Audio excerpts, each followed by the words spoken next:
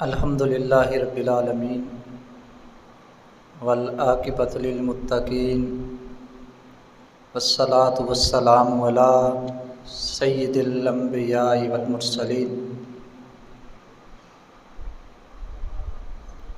قال اللہ تبارک و تعالی فی القرآن المجید والفرقان الحمید۔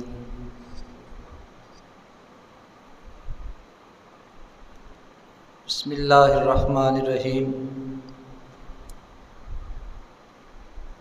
انا اعطیناک الکوثر فصل لربک وانحر ان شانئک ھو الابتر۔ قال اللہ تبارک و تعالی فی شان حبیبہ مخبرا وآمرا ان اللہ وملائکتہ یصلون علی النبی یا ایھا الذین آمنوا صلوا علیہ وسلموا تسلیما۔ بآواز بلند محبت اور شوق کے ساتھ درود پاک پڑھ لیں۔ اللہم صلی علی سیدنا و مولانا محمد وعلی آل سیدنا و مولانا محمد وبارک وسلم وصلوا علیہ۔ الصلاۃ والسلام علیک یا سیدی یا رسول اللہ وعلی آلک و اصحابک یا سیدی یا حبیب اللہ۔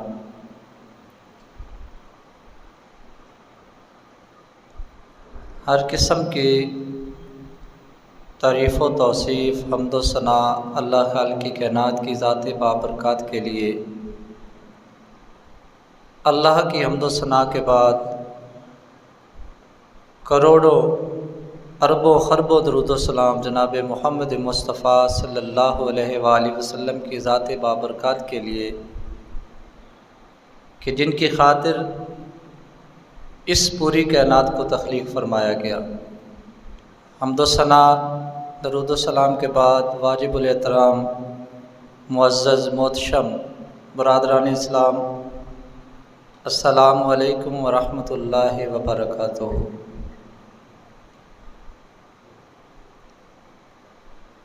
رب کریم کی توفیق، اس کے کرم اور فضل سے اللہ خالق کی کائنات نے مجھے آپ کو زندگی میں ایک مرتبہ پھر جمعۃ المبارک کا مقدس بابرکت رحمت و بلادن نصیب فرمایا۔ اللہ کی بارگاہ میں دعا ہے اللہ خالق کی کائنات ہم سب کی حاضری اپنی بارگاہ میں قبول فرمائے۔ عزیزان گرامی قدر، آپ کے سامنے قرآن مقدس کی سورۃ الکوثر کی تلاوت کرنے کا شرف حاصل کیا ہے۔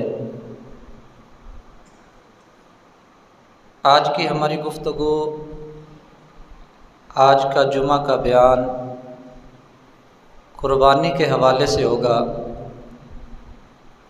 اور اس سورت پاک میں اللہ خالق کائنات نے اپنے محبوب کو ارشاد فرمایا فصل لربک وانحر، اے محبوب آپ نماز بھی پڑھے اور اللہ کے راستے میں قربانی بھی دے۔ مفسرین اکرام نے اس آیت کریمہ میں دو طرح کی تفسیر کی ہے، فصلی اور آپ نماز پڑھے۔ ایک گروہ یہ ارشاد فرماتا ہے کہ نماز پڑھنے سے مراد ہے نماز میں استقامت، نماز کو پڑھتے ہی رہنا، نماز کو چھوڑنا نہ، اور وانحر کا معنی یہی ہے کہ اللہ کی بارگاہ میں قربانی پیش کی جائے۔ اور دوسرے مفسرین کے گروہ کے نزدیک وہ فرماتے ہیں کہ فصلی سے مراد عید الاضحیٰ کی نماز ہے، اور وانحر سے مراد اللہ کے راستے میں جانور قربان کرنا ہے۔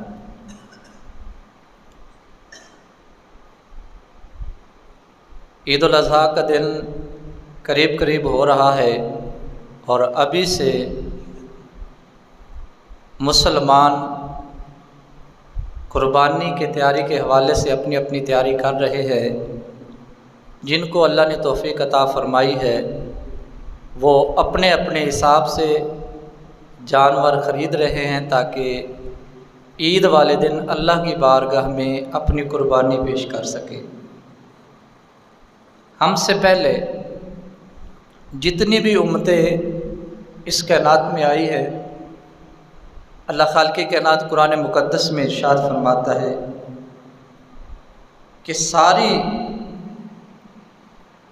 امتوں پر اللہ خالق کائنات نے قربانی کا حکم ساری امتوں کو عطا فرمایا۔ جتنی بھی قومیں آئیں، جتنے بھی نبیوں کی امتیں آئیں، وہ اپنے اپنے انداز کے ساتھ اللہ کی بارگاہ میں قربانی پیش کرتے تھے۔ اور روایات میں آتا ہے کہ پہلی امتیں جب قربانی کرتے، کوئی جانور اللہ کے نام پر قربان کرتے تو ایک میدان بنایا جاتا، وہ مخصوص ہوتا کہ تم نے اپنی قربانی یہاں آ کر رکھ دینی ہے۔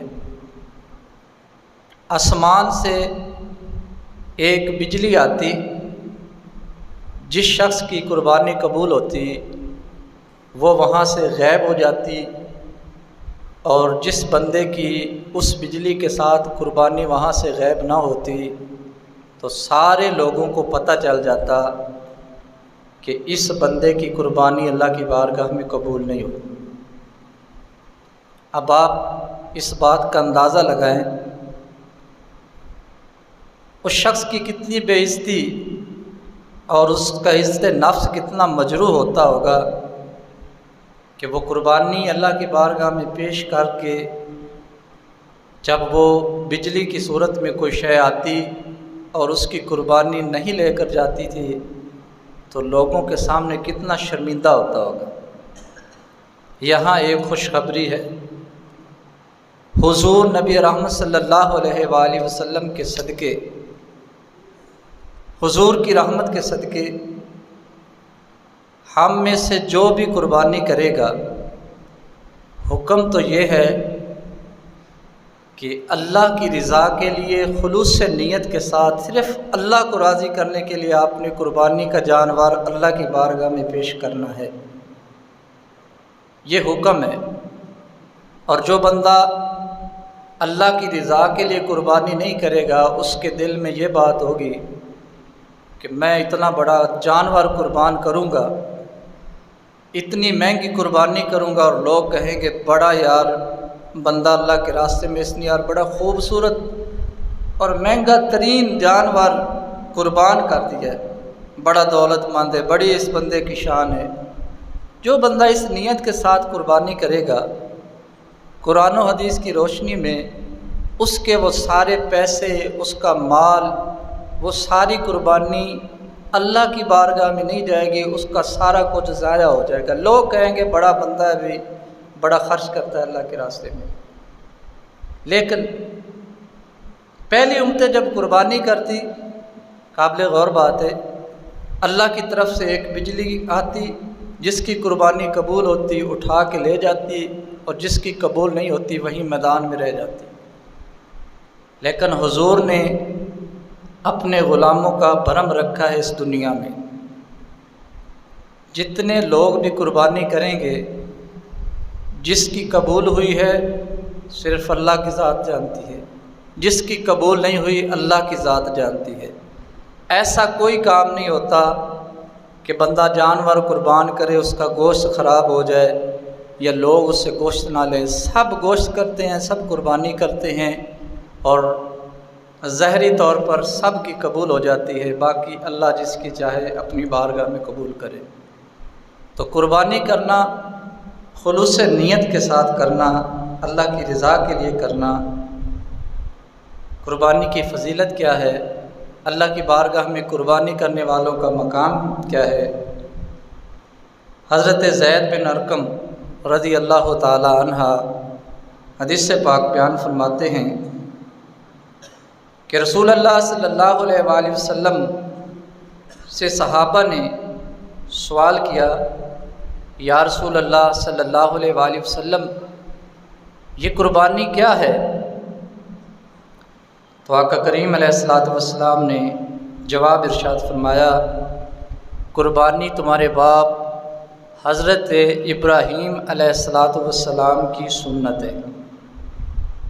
صحابہ نے عرض کی، یا رسول اللہ صلی اللہ علیہ وآلہ وسلم، ہم جب قربانی کریں گے تو ہمیں اس کے بدلے اللہ کیا عطا فرمائے گا؟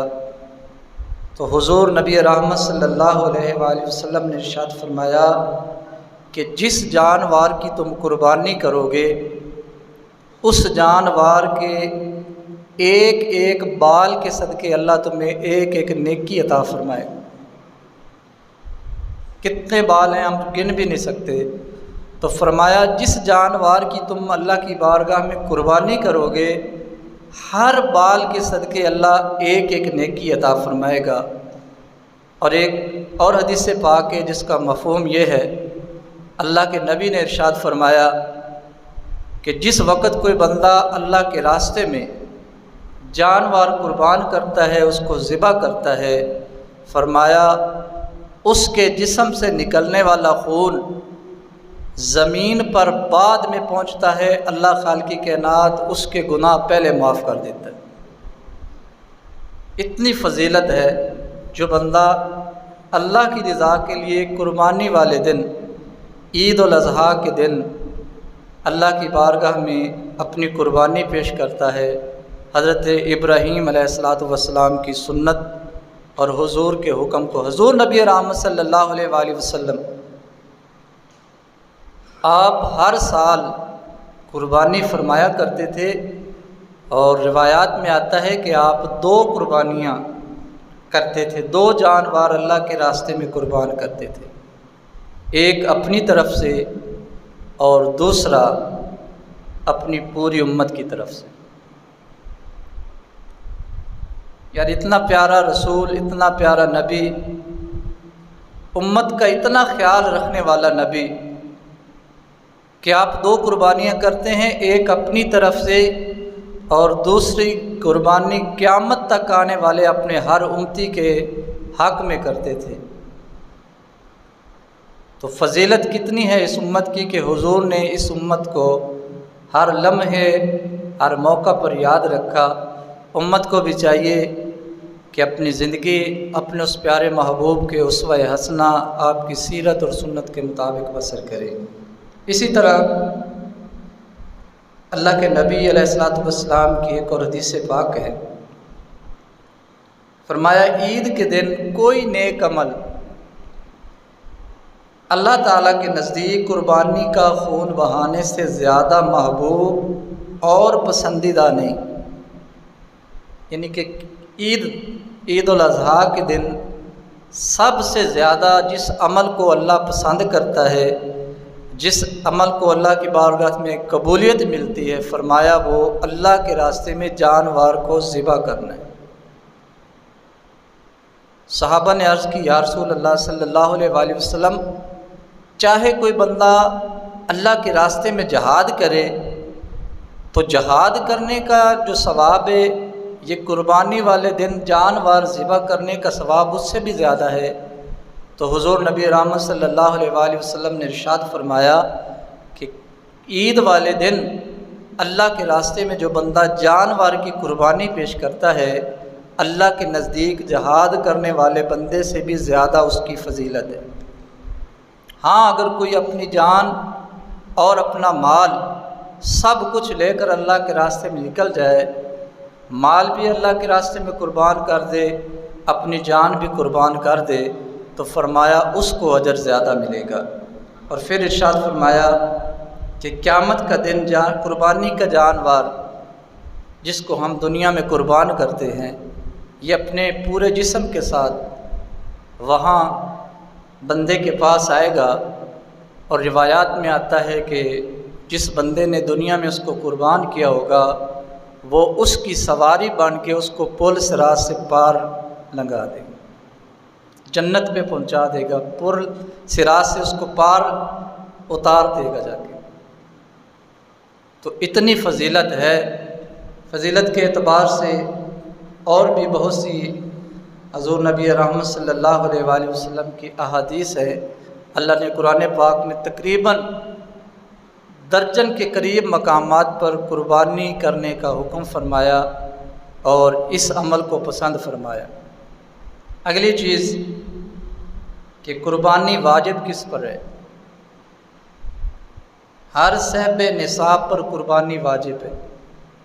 جس کے پاس 7.5 تولے سونا یا 52.5 تولے چاندی، یا اس کے پاس سونا بھی ہے، چاندی بھی ہے، نقدی بھی ہے، اور ان سب کو اکٹھا کیا جائے تو 52.5 تولے چاندی کے برابر اگر اس کے پاس رقم ہوتی ہے تو اس پر قربانی کرنا واجب ہے۔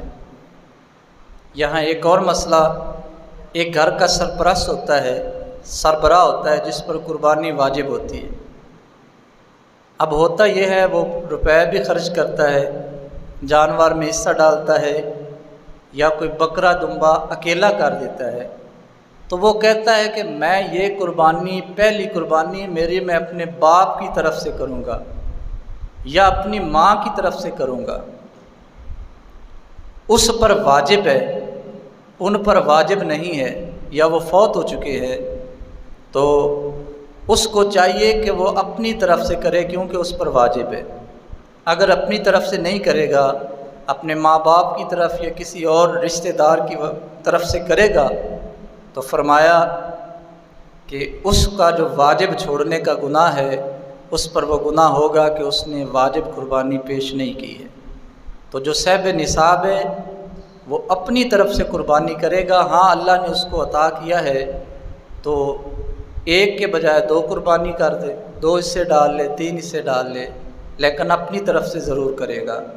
تو صاحب نصاب ہونا یہ واجب ہوتی ہے اس بندے پر قربانی۔ عقل مند ہونا، بندے کا عقل ٹھیک ہو، اس بندے پر قربانی کرنا واجب ہے۔ مسلمان ہونا، یہ بھی قربانی واجب ہونے کا ایک شرط ہے کہ وہ بندہ مسلمان ہو، غیر مسلم پر قربانی واجب نہیں ہے۔ اور پھر فرمایا کہ مسافر نہ ہو، مقیم ہو۔ مسافر پر قربانی واجب نہیں، ہاں اگر وہ قربانی کرنا چاہے تو جہاں وہ رہتا ہے وہاں اپنا کوئی وکیل بنا کر اس کو پیسے رقم دے کر وہاں وہ اپنی قربانی پیش کر سکتا ہے۔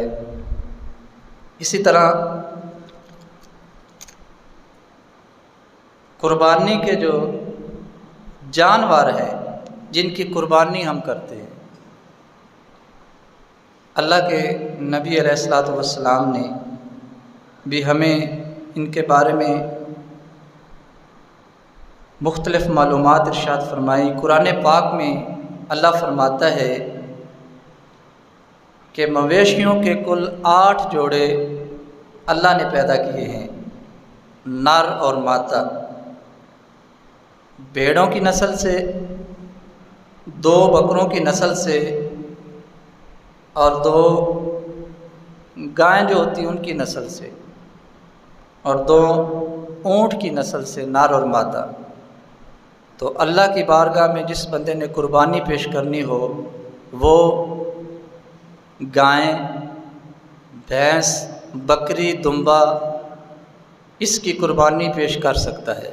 بھینس کے حوالے سے علماء کرام نے بڑی بڑی وضاحتیں عطا فرما دی ہیں کہ جو بھینس ہے، کچھ لوگوں کا خیال ہے کہ نبی رحمت صلی اللہ علیہ وآلہ وسلم کے دور میں آپ نے بھینس کی قربانی نہیں پیش کی تھی، تو اس کے بارے میں علماء کا یہ موقف ہے کہ بھینس جو ہے وہ گائے کا ہی نسل کا ایک حصہ ہے، گائے کی نسل سے، تو جب گائے کی قربانی جائز ہے تو بھینس کی قربانی بھی جائز ہے۔ اور قرآن پاک میں اللہ خالق کائنات نے حکم فرمایا کہ تم پر یہ ضروری ہے کہ جانوروں کو اللہ کے راستے میں اس کا نام لے کر جو ہے وہ ذبح کرو، جو چوپائے ہیں، جو زمین پر چلنے والے حلال جانور۔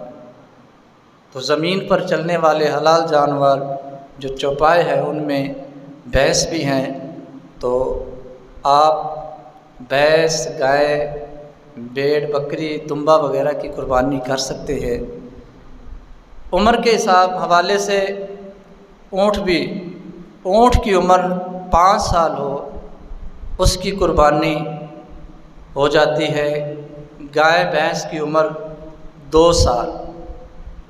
اور یہاں اگر کسی کے پاس کوئی جانور ہو، اس نے گھر میں پالا ہو، اس نے اس کی پرورش کی ہو اور اس کو پتہ ہو کہ اس کی عمر 2 سال ہو چکی ہے، 2 سال سے زیادہ ہے، تو وہ قربانی پیش کر سکتا ہے۔ احتیاطی طور پر دندہ جانور جس کے 2 دانت گر گئے ہوں، اس کی قربانی کے بارے میں علماء کرام نے کہا ہے کہ آپ ان کی قربانی کریں۔ تو یہ قربانی کے جانور تھے کہ جن کی ہم اللہ کی بارگاہ میں قربانی پیش کرتے ہیں۔ عمر کے بارے میں بھی کہ اونٹ کی 5 سال ہونا ضروری ہے، گائے بھینس کی 2 سال، بھیڑ یا دمبا اس کی 1 سال عمر ہونا ضروری ہے۔ اور اگر بھیڑ، بکری یا بکرا اتنے صحت مند ہو، اتنی ان کے جسم محسوس ہوتا ہو کہ وہ سال کے ہے، تو ان کی قربانی کرنا بھی جائز ہے۔ اسی طرح جو قربانی کا جانور ہے، اگر اونٹ ہو، گائے یا بھینس ہو، تو اس میں 7 آدمی شریک ہو سکتے ہیں، یعنی کہ 7 حصوں میں آدمی شریک ہو سکتے ہیں۔ اگر کوئی شخص چاہے تو وہ اکیلا بھی ایک جانور اپنی طرف سے کر سکتا ہے، تو 7 لوگ بھی کر سکتے ہیں، 7 سے کم بھی کر سکتے ہیں۔ ایک بندہ اگر چاہے تو وہ ایک بھی گائے بھینس کی قربانی اپنی طرف سے دے سکتا ہے۔ اس کے بعد کچھ مسائل ہیں جن کے بارے میں مجھے اور آپ کو ضروری ہے کہ ہمیں پتہ ہونا چاہیے کہ کس جانور کی قربانی جائز ہے اور کس کی جائز نہیں۔ سب سے پہلی بات، احتیاطی پہلو۔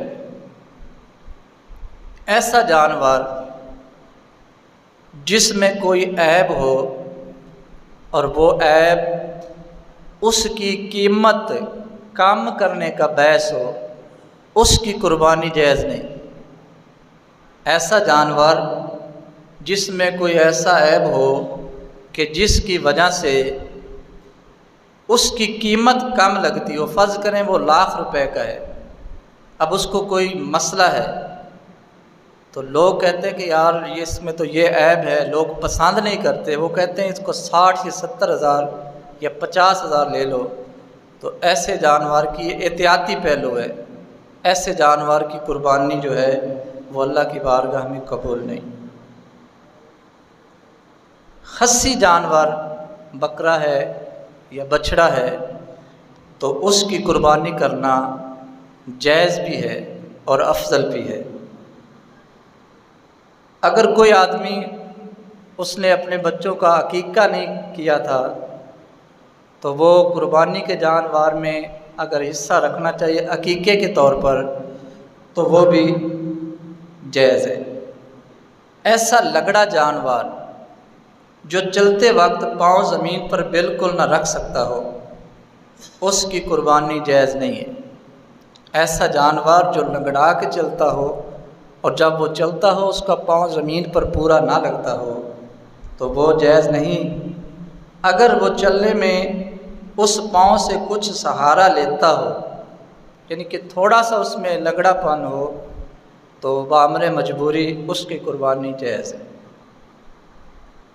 اگر جانور کے اکثر دانت ٹوٹے ہوئے ہوں، وہ چارہ نہ کھا سکتا ہو تو اس کی قربانی جائز نہیں۔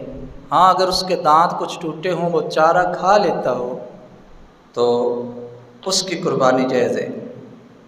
جس جانور کے پیدائشی طور پر ایک یا دونوں کان نہ ہوں، جس جانور کے پیدائشی طور پر ایک یا دونوں کان نہ ہوں یا کان کا تیسرا یا اس سے زیادہ حصہ کٹا یا چیرا ہوا ہو تو اس کی قربانی جائز نہیں ہے۔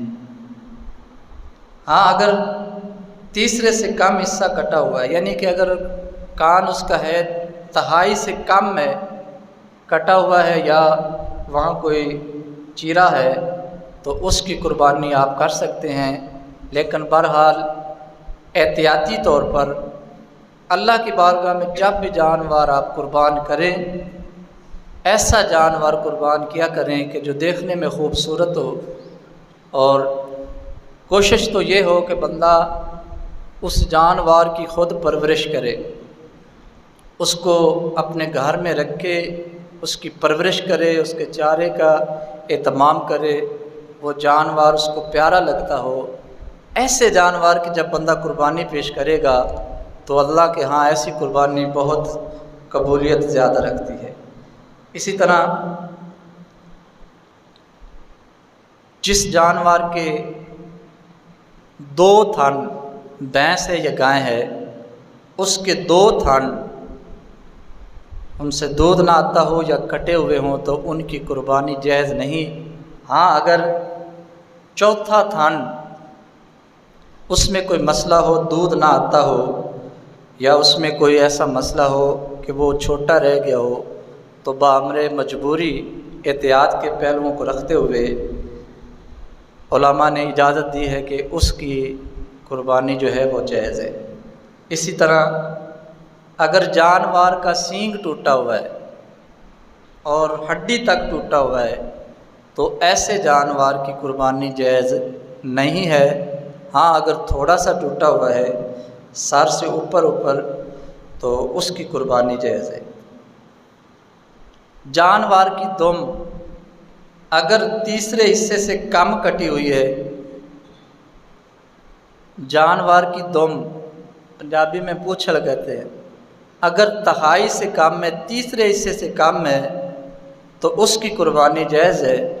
اگر تیسرے حصے سے زیادہ ہے، آدھی ہے، تو اس جانور کی قربانی جائز نہیں۔ اگر جانور اندھا ہے یا اس کا آنکھوں میں کانا پن ہے اور جو زہری طور پر نظر آتا ہے، ایسا جانور بھی اللہ کے راستے میں قربان کرنا جائز نہیں ہے۔ اس کے بعد گوشت کا حکم، یہ حضور کی امت پر اللہ کا بڑا کرم ہے کہ اللہ خالق کائنات نے اس امت کو عمر تھوڑی عطا فرمائی ہے، عمل بھی یہ تھوڑا کرتا ہے، اجر اس کو اللہ بہت زیادہ عطا فرماتا ہے۔ ایک حدیث پاک میں ہے کہ کوئی شخص راستے میں جا رہا ہے تو راستے میں کوئی پتھر یا کانٹا ہے، وہ بندہ اس نیت کے ساتھ اللہ کی رضا کے لیے اس پتھر کو یا کانٹے کو راستے سے ہٹا دیتا ہے کہ کسی اللہ کے بندے کو تکلیف نہ پہنچے۔ دیکھنے میں یہ چھوٹا سا عمل ہے، اللہ کی بارگاہ میں اتنا مقبول ہے، اللہ فوراً فرشتے کو حکم دیتا ہے کہ اس میرے بندے کی فوراً مغفرت لکھ دو، میں نے اس کو بخش دیا ہے، میں نے اس کو معاف کر دیا۔ تو یہ حضور کے وسیلے سے، حضور کے توسل سے اس امت پر اللہ کا بڑا خاص کرم ہے۔ اب قربانی کرنی ہے اللہ کے راستے میں، روپیہ خرچ کیا ہے، قربانی پیش کر دی ہے۔ اب پہلی امتیں تو قربانی کر کے ایک میدان میں اپنی قربانی رکھ دیتے تھے، آسمان سے بجلی گرتی تھی، وہ اس کو اٹھا لے تو قربانی قبول، اگر نہ اٹھائے تو قربانی قبول نہیں۔ قبول ہے یا نہیں قبول ہے؟ اللہ نے اس امت کو یہ نہیں کہا کہ تمہاری قبول ہے یا تمہاری نہیں قبول۔ قربانی کا جانور بندہ ذبح کرتا ہے اور جو اس کا گوشت ہے، اب اس کے بارے میں حکم ہے کہ جو حضور کا امتی ہے وہ سارا گوشت خود بھی استعمال کر سکتا ہے، اللہ اس کی قربانی پھر بھی قبول کر لے۔ ایک بندہ قربانی کرتا ہے، سارا گوشت خود رکھ لیتا ہے، خود کھاتا ہے، بچوں کو کھلاتا ہے، گھر میں استعمال کرتا ہے۔ اگر اس کی نیت اچھی تھی، خلوص اللہ کی ذات کے لیے اس نے قربانی کی تھی، تو فرمایا کہ اللہ اس کی قربانی کو قبول کر لے گا۔ لیکن مستحب طریقہ جس کو اللہ کے نبی علیہ الصلوۃ والسلام نے ہمارے لیے ارشاد فرمایا ہے وہ یہ طریقہ ہے کہ گوشت کو 3 حصوں میں تقسیم کیا جائے، 3 برابر حصوں میں تقسیم کیا جائے۔ ایک حصہ اپنے اور اپنے گھر والوں کے لیے رکھ لے، دوسرا حصہ اپنے رشتہ داروں اور دوست احباب کے لیے رکھ لے، اور فرمایا تیسرا حصہ غریبوں اور مسکینوں میں تقسیم کر۔ تو یہ سنت طریقہ قربانی چونکہ آ رہی ہے، آپ نے قربانی پیش کرنی ہے، اللہ ہم سب کو توفیق عطا فرمائے۔ 3 حصوں میں گوشت کو تقسیم کریں گے، ایک اپنے لیے، ایک رشتہ داروں اور دوست احباب کے لیے، اور تیسرا غریبوں اور مسکینوں کے لیے۔ آخری بات، اللہ خالق کی کائنات قرآن مقدس میں ایک جگہ ارشاد فرماتا ہے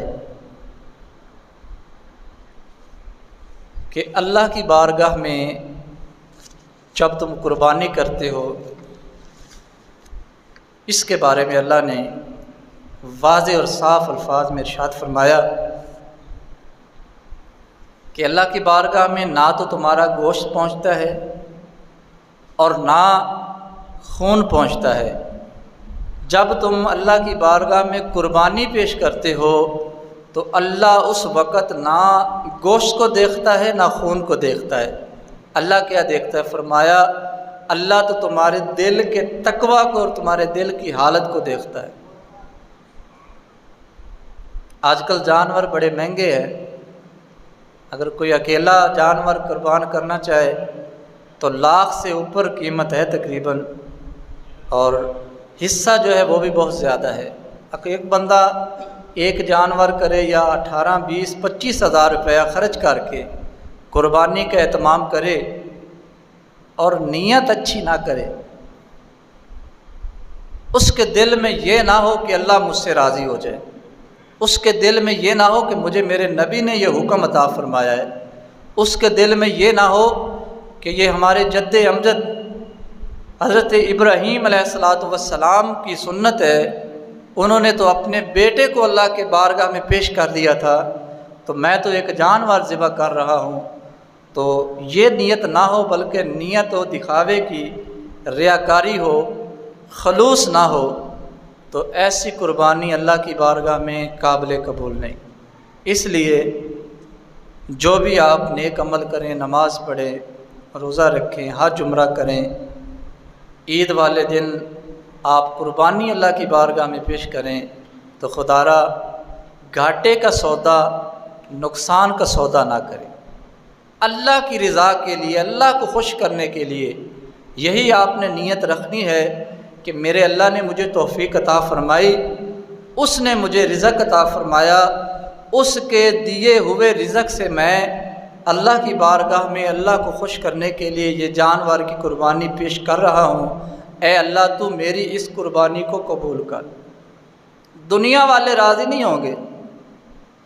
اگر کسی کو اللہ نے نوازا ہے، وہ 3-4 لاکھ روپے کا جانور لے کر آتا ہے، لوگوں کو پتہ چلتا ہے، لوگ کہیں گے یار دکھاوا ہے، یہ لوگوں کو دکھانا چاہتا ہے، لاکھ روپے کا جانور لے لیتا، 2-3 لاکھ کا لیا ہے کہ لوگ کہیں گے بڑا امیر ہے یا بڑا اس نے جانور خوبصورت، وہی ساری دنیا نے قربانی کی ہے، ان کی قربانی ایک طرف، اس صاحب نے سب سے زیادہ مہنگا جانور خریدا ہے، تو یہ دکھاوے کے لیے لایا ہے، یہ لوگ کہیں گے۔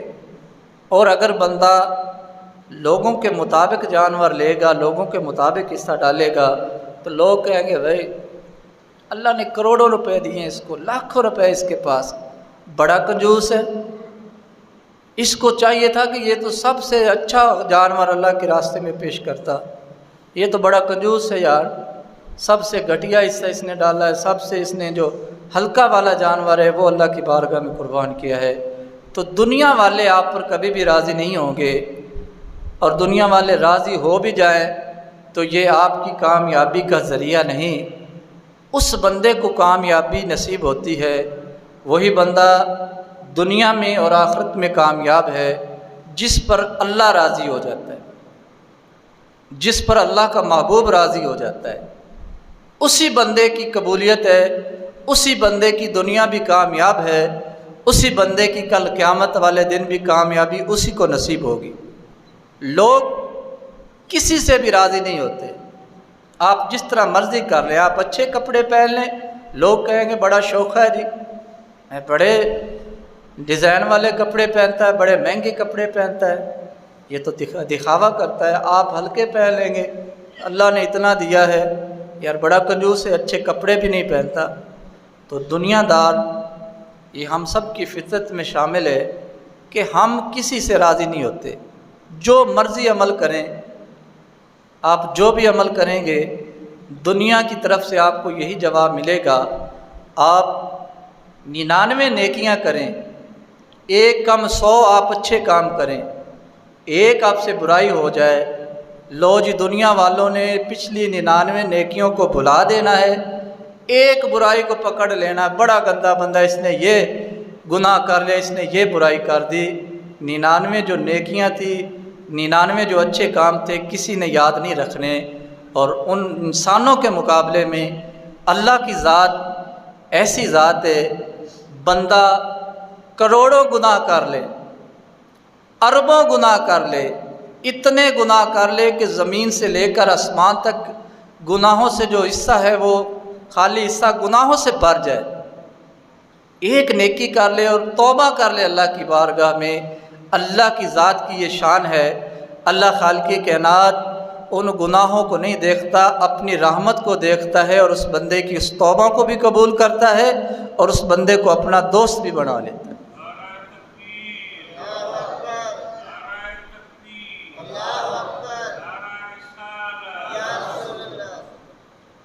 تو قربانی کے حوالے سے یہی آخری پیغام ہے۔ ہر عمل کے بارے میں حضور نبی رحمت نے ارشاد فرمایا کہ اخلاص کی دولت کو اپنے ہاتھ سے نہ جانے دے، اپنے دل میں یہ بات رکھے کہ میں نے اللہ اور اس کے رسول کے لیے عمل کیا ہے۔ قربانی کے حوالے سے شیطان آپ پر لاکھوں حملے کرے گا، آپ کے روپے بھی خرچ کرائے گا، آپ قربانی تک جانور کی پرورش بھی کریں گے، اور دل میں تکبر اور ریاکاری، اور آپ کے دل میں شیطان دکھاوا پیدا کرے گا کہ لوگ کہیں گے بڑا اس نے قربانی کی ہے۔ آپ کو ایسے عمل کا کوئی فائدہ نہیں ہوگا۔ تھوڑا کر لیں، اللہ کی رضا کے لیے کر لیں، اس عمل کا فائدہ ہے۔ اللہ کی بارگاہ میں دعا ہے اللہ ہم سب کی حاضری اپنی بارگاہ میں قبول فرمائے۔